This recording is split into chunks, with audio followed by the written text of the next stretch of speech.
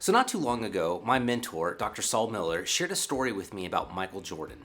And the story goes like this. So one evening, Michael Jordan is not making his shots. He's shooting very cold on this night. So every time he shoots, he misses.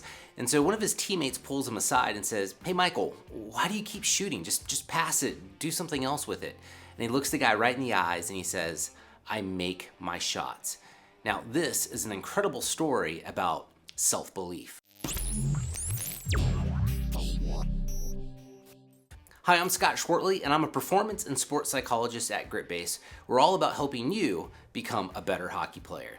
So for today's conversation, what I want to focus on is if you're in a rut, I want to talk about 3 things you can specifically do to get out of that rut, where you can start believing and trusting yourself moving forward. But before we get into these 3 specific strategies, what I want to talk about first is establishing what is a belief. So a belief is anything that really starts as a thought.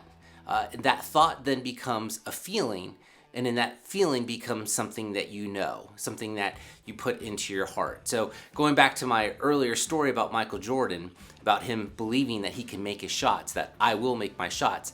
At some point in time, again, that started as a thought, and then it became a feeling, and then it became something that he knew. So I want to first sort of establish that foundation before we get into this. So now that we've established what a belief is, what I want to start doing now is actually walking you through again 3 specific things you can do right now to start believing in yourself more. So let's go ahead and jump into it. Here's number 1. So number 1 is let your past empower you. So obviously if you're watching this video, you have some sort of hockey background, or maybe you're starting this sport and you want to get better at it moving forward. Bottom line is you probably have something that you can pull from. So if you've been playing the sport for a long time, I'm sure you've done things with stick handling or shooting or passing or skating, things that you can look back on with pride and sort of a sense of achievement. If you're new to the sport, maybe you bring something from a different sport. Maybe you're coming to hockey from football or baseball or triathlon or whatever it may be. There's always something that you can pull from your past to empower your present moment. So I want you to do that. Let your past empower you. By doing this, it's going to allow you to start trusting and believing yourself more. Now, moving forward, one thing I would suggest to sort of encourage this sort of development is every time you finish a game to do sort of a reflection, or create a reflection journal, if you will, and write down how you actually performed during that game. Specifically, what I want you to get out of this exercise is to actually write down 2 things you did well and 1 thing that you can improve on. And please note here, I'm not saying 1 thing that you did horribly or 1 thing that you did bad. That's just going to encourage negative thinking. Again, it's 1 thing that you can improve upon. So bottom line here is recall and use your past to empower you today. And when you're performing, when you're playing games today in the present moment, again, write down 2 things you did well and 1 thing that you can improve upon. And this will keep you within this mindset to help feed this idea of trust and believing yourself. All right, let's talk about number 2. So continuing on this thought of self-reflection, that brings us to point number 2 here, which is kill your limiting beliefs. So obviously a belief can be very powerful, but if it becomes limiting, then that's where it becomes detrimental for your game.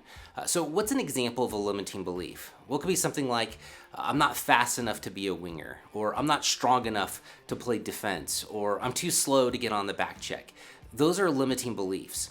So my encouragement for you is, moving forward, I want you to challenge those limiting beliefs, like really challenge them, and really analyze and reflect on whether it's really true or not. And most likely, it's not true. It's just you had a bad shift or you had a bad game, and you're putting yourself into this box, and you don't need to do that. And that, again, is where limiting beliefs can really, really hurt your game. So what should you do moving forward? Well, for starters, challenge those limiting beliefs, and then now start creating new beliefs, things that you can embrace and fully believe in your heart and in your mind. So it could be something so simple as, I'm a great hockey player, or I'm great under pressure, or I play my position well, or I'm smart, or I've got great hockey IQ, or I'm the hardest worker on my team. These are new beliefs that you can start embracing, where you can now start ignoring some of these limiting beliefs that maybe you've embraced up to this point. All right, let's talk about number 3 on how you can, again, start trusting and believing yourself more. So number 3 is be your ideal self now. So John DeMartini has this great thought called be, do, have. So let me repeat that. It's be, do, have. So if you start being the person that you want to be, if you want to be that great hockey player, be that person now. And if you embrace that mindset, you're going to start doing the things that a great hockey player would do. You would watch your nutrition, you would watch your sleep, you would actually practice and work out. You'll start doing the things that a great hockey player would do. And then by doing those things, you'll start having the things that come from that hard work. So you don't have to wait 5 years from now or 3 years from now or 1 year from now. Be that person now and start acting like that person and living like that person. So whoever you admire or whoever you want to be as far as your hockey persona or your hockey lifestyle, be that person now. That's what number 3 is all about. All right, so my encouragement for you is this. So take some time to actually figure out who you want to be. What are your hockey goals? And get those on paper. What are your long-term goals? What are your short-term goals? What are the daily things you need to start doing to start being that great hockey player that you've always wanted to be? So as we wrap up here, obviously belief can be a very powerful thing. If you think about Michael Jordan and I make my shots, whether he's having a good night or a bad night, he still believes at the end of the day, he makes his shots. It's something that is part of who he is. It's part of his DNA. It's part of his core. And so as a hockey player, you need that same level of confidence. So how do you actually pull this off? Well, it goes back to these 3 specific strategies that we've talked about today. So number 1, let your past empower you. You obviously have past successes, so recall and pull from those successes to fuel you moving forward. Number 2, kill those limiting beliefs. Challenge them, and most importantly, don't believe them. In fact, you need to create new beliefs that will actually empower you moving forward and get rid of those limiting beliefs. They do nothing good for your hockey game. And then number 3, we've concluded our time today by talking about the idea of be your sort of future self now, or be the ideal you right now.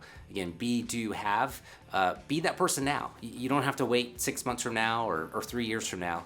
You can start being that person you want to be in this present moment. All right, so how do you trust and believe yourself more? Do these 3 things. I've provided sort of suggestions or homework assignments that you can pursue to kind of get you going in that direction. Try those out. I'd love to hear from you if you've had success doing these things. I know with the people I work with and the athletes I work with on a day-to-day basis, this stuff works. So give it a shot, and I'd love to hear what sort of results you get moving forward. All right, if you found this video helpful in any way, please be sure to like and subscribe, and I'll catch you in the next one.